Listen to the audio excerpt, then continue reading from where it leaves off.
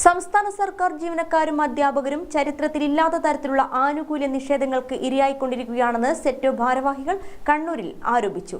ഇതിൽ പ്രതിഷേധിച്ച് പണിമുടക്ക് സമരത്തിനൊരുങ്ങുകയാണ് ജീവനക്കാർ. സ്റ്റേറ്റ് എംപ്ലോയീസ് ആൻഡ് ടീച്ചേഴ്സ് ഓർഗനൈസേഷന്റെ ആഭിമുഖ്യത്തിൽ 22-ന് അധ്യാപകരും ജീവനക്കാരും പണിമുടക്ക് സമരം നടത്തുമെന്നും ഭാരവാഹികൾ കണ്ണൂരിൽ വാർത്താസമ്മേളനത്തിൽ പറഞ്ഞു. പണിമുടക്കുന്ന ജീവനക്കാരും അധ്യാപകരും 22-ന് രാവിലെ 10 മണിക്ക് കണ്ണൂർ കലക്ടറേറ്റിൽ പ്രകടനം നടത്തും.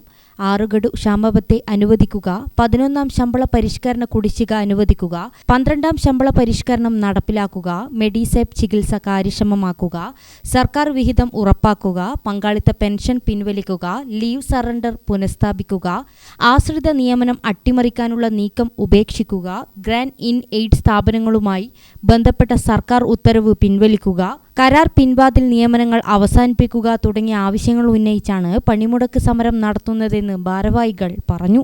ലീവ് സറണ്ടർ ആനുകൂല്യം ജീവനക്കാർ 5 വർഷമായി ലഭിക്കുന്നില്ല.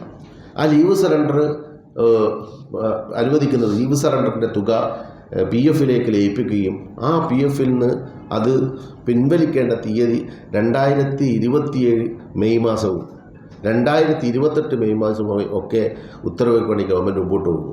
അപ്പോൾ ഈ ഗവൺമെൻറ് നിലവിൽ ജീവനക്കാരുടെ ആനുകൂല്യങ്ങൾ നൽകുന്നതിന് കൈകഴുകി മുന്നോട്ട് പോകുന്നു.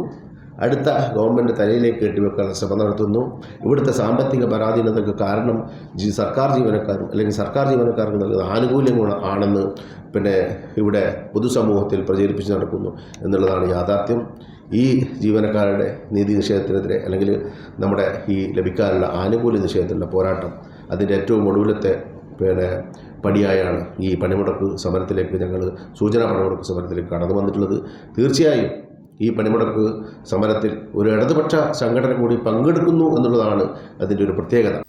വാർത്താ സമ്മേളനത്തിൽ KPSTA സംസ്ഥാന vice president K. Rameshan, Kerala NGO association സംസ്ഥാന vice president KK Rajesh Khanna, സെറ്റോ ജില്ലാ chairman MP Shaneej, convener UK Balachandran, treasurer Anees Muhammad എന്നിവർ പങ്കെടുത്തു. ഗ്രാമിക ന്യൂസ്, കണ്ണൂർ.